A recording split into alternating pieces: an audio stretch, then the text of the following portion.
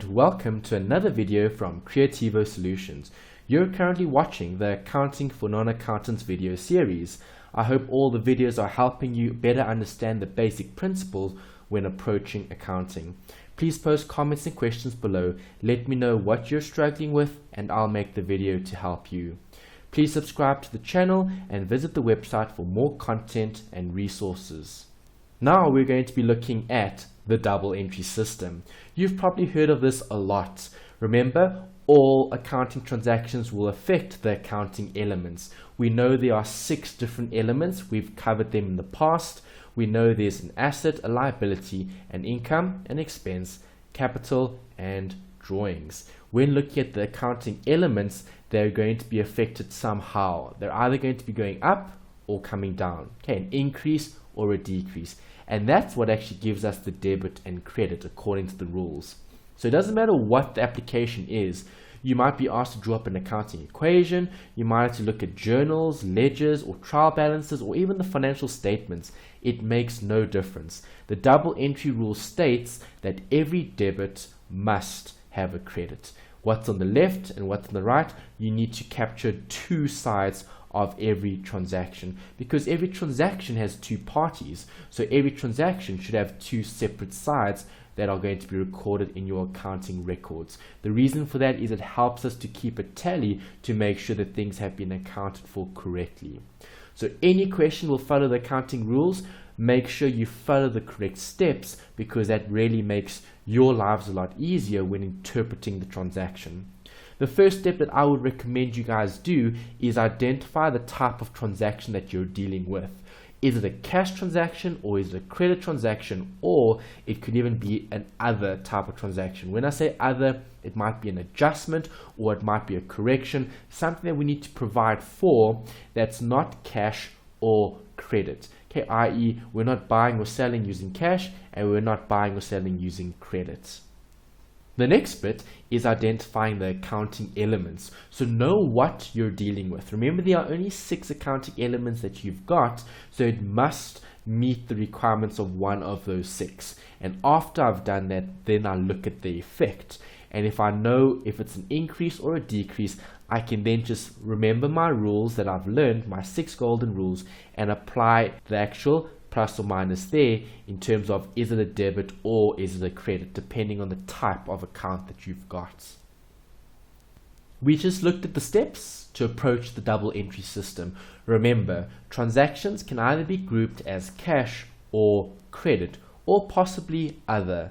The 2 most important groups would be cash transactions or credit transactions. So if a transaction is cash, it'll either be a receipt or a payment. A receipt will increase the amount of cash that we have, and a payment will decrease the amount of cash that we have in the business. When focusing on credit, there are 2 main categories here as well. We're going to be focusing on either with a purchase or with a sale. So if I'm purchasing, I'm going to be considered to be buying on credit. If I'm buying on credit, I buy from suppliers, and they are then viewed as my creditors or my accounts payable. And the opposite is true if I'm selling on credit. So a credit sale would give rise to a customer that's buying from you as the business. And remember, perspective is always from the business's point of view. So if you're running the business and you're selling on credit, you would sell goods on credit to your debtors, and your debtors would be viewed as accounts receivable. Remember, we need to classify these accounts in specific elements. So if I just look at these 2 examples in terms of a credit purchase and a credit sale. With a credit purchase, we've just spoken about creditors. If you're buying on credit as the business, you are owing your suppliers, and they are then considered your creditors. And if I'm owing them, it creates an obligation, and therefore creditors is a liability. What happens when I have a credit sale? Well, now I'm selling on credit. If I sell on credit, customers are buying from the business. And if they're buying from the business would recognize them as being a debtor or an account receivable. It's a resource that they have, and that'll give rise to future benefit, because those customers are going to have to come back later to make payment on the amount that they had bought from your business. So credit sales, we've got a debtor. Credit purchases, we've got a creditor. And make sure you remember what type of account they both are. Creditors would be a liability and debtors would be an asset. We know how important the rules are. I can't stress this enough. The rules are key for understanding the language that financial transactions are communicated in. We've got different elements here. The left is the debit and the right is the credit. That's what we're looking at in terms of the sides of the accounts. Different accounts will react differently in terms of pluses and minuses. So an asset account would increase on the debit, and there's where the plus is. And a liability will increase on the opposite side, on the credit. So when looking at income and expenses, we also need to look at pluses and minuses. Income will increase on the credit and expenses will increase on the debit. The two nice, simple, easy ones to remember is capital and drawings. Capital starts with the C and so does credit, and that's why we've got a plus on the credit side. Okay, an easy trick or tip for you guys to remember what the rules are for that one and the drawings. Same thing with drawings, D for drawings, D for debit. So the plus is on the debit side, and we know that these pluses are important because we're going to be looking at balances, and balances need to be calculated. So let's apply what we've learned so far. You guys have covered a lot of theory and we've looked at all the different definitions. The steps that I'm going to be doing here are so important for you to practice and better familiarize yourself with the rules of accounting. So the first type of transaction I have here is a capital contribution. Remember what the definition is? It's money or assets that are given to the business by the owner. If I'm looking at the rule, which you could possibly study, capital is always credited. If we had to answer why, well, it's straightforward. The golden rules tell us that if I increase the capital, I need to credit it. So if I get more from the owner, I'm going to have to credit the capital. So let's look at the actual recording of these transactions. I've just put two T accounts here just to highlight the actual working for all of you. The transaction example says, the owner gives 1 million to the business. The key word is definitely owner and cash because it's 1 million. Okay, so 1 million would represent the bank. So if I'm looking at assets and capital, okay, because remember, when as soon as I see the word capital and it's giving money to the business, I know I'm going to have a capital account. And if I'm giving money to the business, is the business going to increase or decrease their cash? Well, it will definitely increase. So therefore, an increase in capital is on the credit side. So capital will be credited and bank will be debited. Why will bank be debited? Well, let's think about this. The owner gives 1 million to the business. So from the business's point of view, the bank account of the business has increased by 1 million. Another sample transaction for you guys to try as well. Try and interpret and answer the questions ahead of time and then continue watching the video to find out what the actual motivation is.